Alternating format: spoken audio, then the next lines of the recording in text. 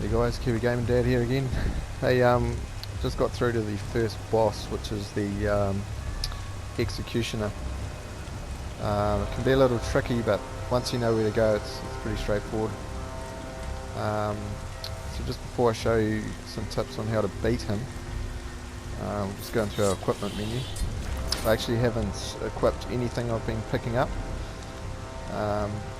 Normally you do get head armor, but I'll just rush through to get to the boss, so we can get through to Japan, which is where the game really starts opening up. So just quickly with your melee weapons, you've got melee weapon 1 and 2. I'll explain shortly what they mean, but once you've beaten this boss, you basically get to choose a class essentially of what you want to be. And later on you develop a build, like an elemental sort of build, like fire, water, wind, whatnot. But for now, I'm just going to go with the sword. I do have an axe and a spear. So early game, you sort of want to look for the stats, see where it's got special effects there. They don't mean too much at this stage. You mainly want to go for attack. You can see there the axe is quite a lot more, 115 as opposed to 70 in terms of attack in comparison to my sword. Down the bottom there it's got attack multipliers, change to attack, etc. They become very important later on, but I'll explain that as we go through these videos. So anyway, we'll just keep it with the sword at the moment. Ranged weapons, you can get guns and bows. So the same principle at this stage, you just want to equip whatever's highest in defense. So you can see here my leg guards obviously will go for the 9. It's got a better defensive multiplier. You can see there I've got a white one and a yellow one, similar to Diablo 3. Yellow is obviously better, comes with more special effects, and as you go through, yeah, they become even better. So I think the colour scheme is white, yellow, blue, purple, orange, green, divine, but you don't get those till after your first playthrough.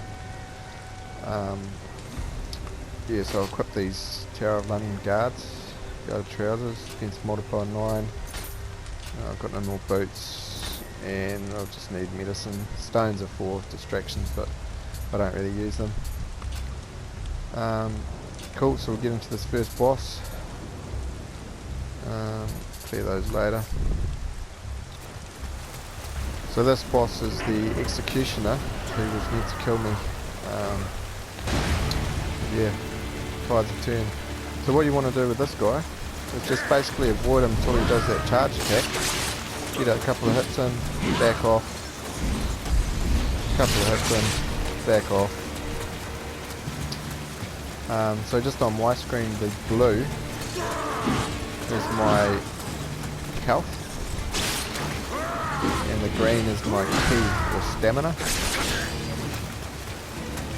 We'll talk about more about that when we get to Japan, but for now we'll just beat this guy. Relatively easy, just wait till he does that charge attack. Boom, take that, loser.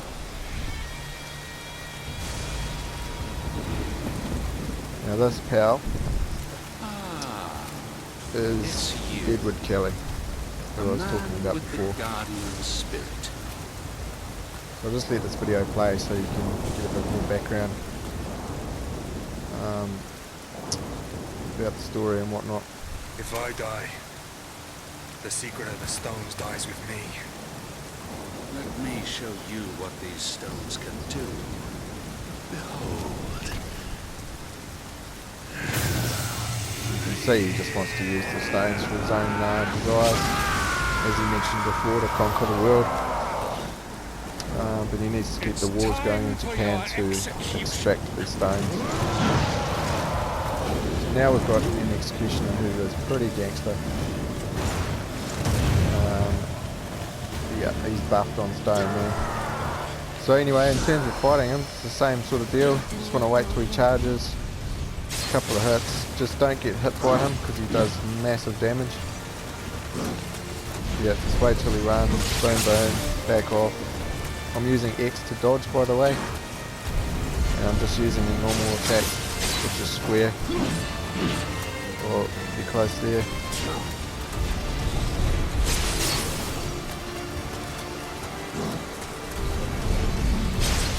I'll go into heavy attack, which is triangle later on. There's some awesome gameplay mechanics that get introduced when you get to Japan. Okay, so I'm going to use my living weapon now. See it's flashing up there on the top left.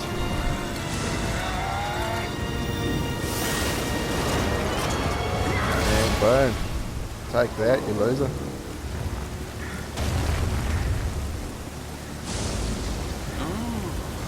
Well done. Quite a feat. So your living weapon is basically your weapon which is enhanced by your guardian spirit.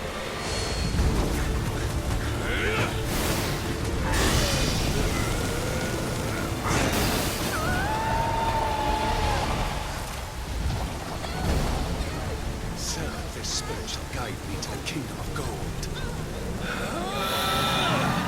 So that's not ideal. We've lost our guardian spirit. He's been with us since childhood.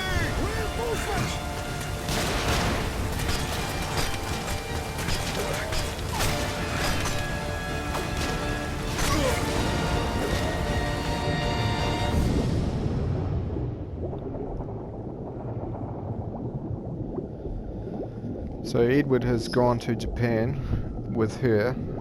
She's basically a compass of sorts. She's going to guide him to all the Amrita and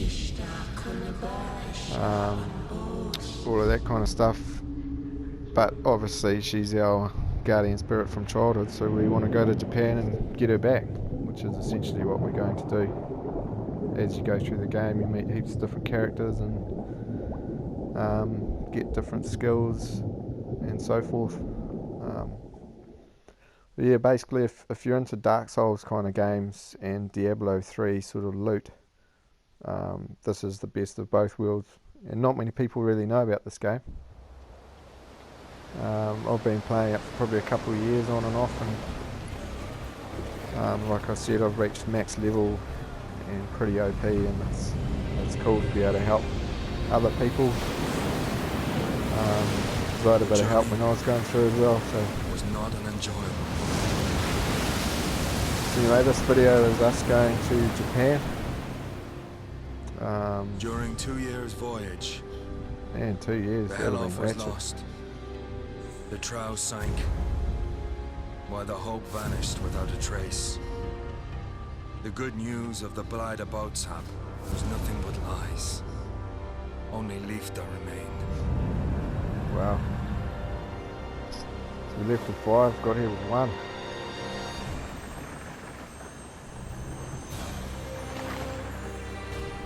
An ironic twist. For what awaited us in the Far East wasn't love. It was monsters and death.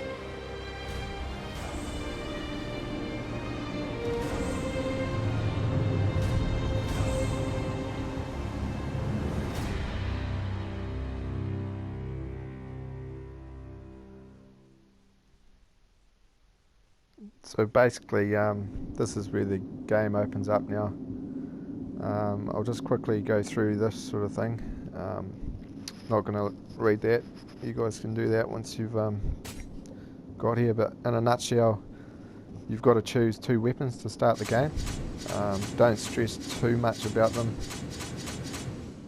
If you don't have the DLCs, the bottom 2, or Dachi, I think it's pronounced, and Tonfa, they won't be available. They are weapons that came with the DLC, so just for the purposes of this video, we'll just go sword, and we have to choose a second weapon. I'll just choose axe, I think. So just quickly, as you can see, each weapon has an attribute bonus, so skill +1, body +1, stamina, etc. And basically your skill points you want to spend on those attributes to buff up your weapon, essentially. So don't stress about what you pick, you can change as you go through. And then I've just got to choose a Guardian Spirit. I normally just go Kato, which is basically a fire elemental spirit, and we've got water and wind. The build I've made on my other game was a water build, which I'll talk about later. It's really good, but just go Kato for now. And I recommend doing the tutorial mission.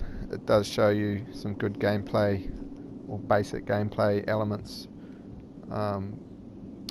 which I won't do, but yeah, definitely if you've never played this before, recommend doing the tutorial mission. So we'll end it there, and then the next video will be at the start of the game in Japan, and I'll go through some of those more complicated gameplay elements. But anyway, I'll see you on the next video. KiwiGamerDad out.